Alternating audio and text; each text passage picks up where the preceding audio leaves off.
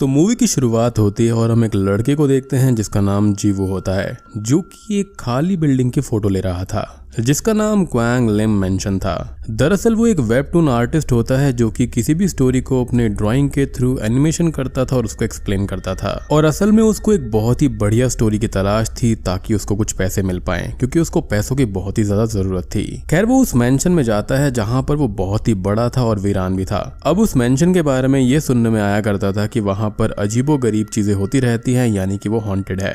अब तभी उसको एक आवाज सुनाई देती है और उसके पीछे हम एक बच्चे को खड़ा हुआ देखते हैं जो कि जीवू के मुड़ते ही वहां से गायब हो जाता है। अब तभी वहां पर जीवू की मुलाकात वहां के केयर टेकर या फिर मैनेजर से होती है, जिससे वो यहाँ पर हो रही पैरानॉर्मल घटनाओं के बारे में पूछने लगता है। एंड ऑब्वियसली वो उसको बताने के लिए भी राजी हो जाता है। अब वो जीवू को ये बताता है कि ये जो बिल्डिंग है ना, वो पहले यहाँ पर अनाथ आश्रम थी और एक दिन यहाँ पर अचानक ही आग लग गई और सारे लोग जो थे वो अपने बच्चों को छोड़कर वहीं पर भाग गए थे, जिसके बाद में सभी बच्चे उस आग की लपेटे में आ गए और जलकर मारे गए। जिसके बाद में वो केयर टेकर जीवू को कुछ कहानियां सुनाता है, जिसमें सबसे पहली कहानी एक राइटर की होती है जिसको आग में जलकर मारे गए बच्चे हॉन्ट किया करते थे।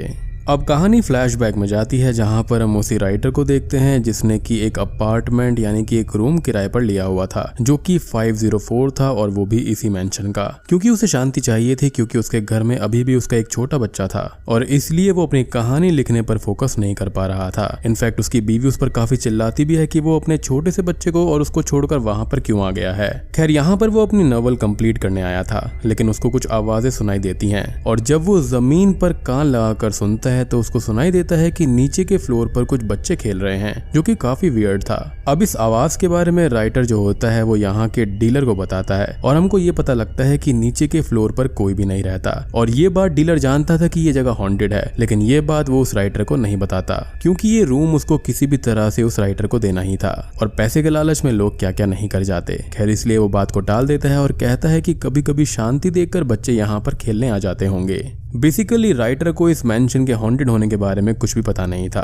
तभी हम ये देखते हैं कि राइटर पानी पीने जाता है, तब उसका लैपटॉप गायब हो जाता है, पर वो एक बच्चे की हंसी को सुनता है और तभी दरवाजा खुलता है और तभी राइटर का लैपटॉप ऊपर से नीचे गिरता है और उसको एक बच्चा हाथ के बल भागता हुआ नजर आता है, जो कि काफी क्रीपी था। और जब वो बाहर जाकर देखता है तो वहां पर कोई भी नहीं होता। अब वो राइटर उसी अपार्टमेंट पर जाता है जहां से बच्चों की आवाज उसको सुनाई दे रही थी। वो डोर नॉक करता है और राइटर देखता है कि वहां पर बच्चों के कई सारे शूज रखे हुए थे।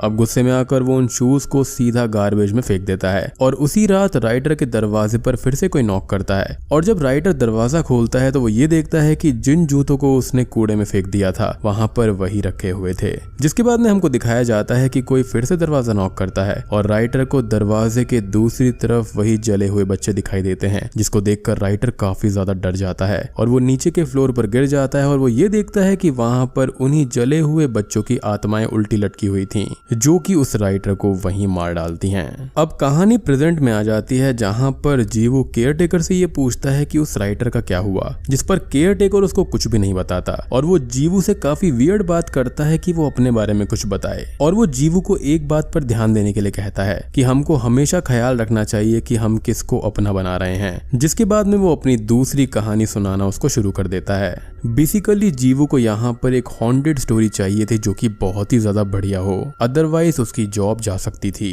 खैर अब दूसरी कहानी वो केयर टेकर सुनाता है जो कि रूम नंबर 907 की थी। ये कहानी एक फार्मासिस्ट की होती है जिसका नाम सुन होता है, जो कि काफी ब्यूटीफुल थी। अब हम नोटिस करते हैं कि उसके रूम में रेडियो चल रहा होता है जहां पर हमको एक न्यूज सुनाई देती है कि एक आदमी ने अपनी बीवी और 9 साल के बेटे का खून कर दिया है और पुलिस को उसकी तलाश है। लेकिन दूसरी तरफ सुन होती है जो कि अपनी मदर से फोन पर बात कर रही होती है।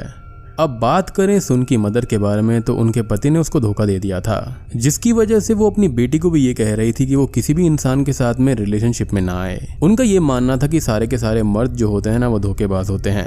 लेकिन सुन अपनी मदर की इस बात को नहीं सुनती और फोन कट कर देती है और तभी हम वहां पर एक फोटो देख पाते हैं जिसमें वो और उसका बॉयफ्रेंड होता है, जिसका मतलब ये है कि वो तो पहले से ही मोह माया के जाल में फंस चुकी थी। अब रात को उसका बॉयफ्रेंड सुन अपार्टमेंट में आता है जो कि काफी टेंशन में था और वो उससे ये पूछती है कि क्या हुआ। तो उसका बॉयफ्रेंड ये बताता है कि हमारे बारे में मेरी वाइफ को पता चल गया है और अब मुझे कुछ टाइम तक यहीं पर रहना होगा और ये बात तुम किसी को भी मत बताना। तभी सुन उससे ये कहती है कि कुछ दिन क्या, तुम पूरी लाइफ मेरे साथ रह सकते हो।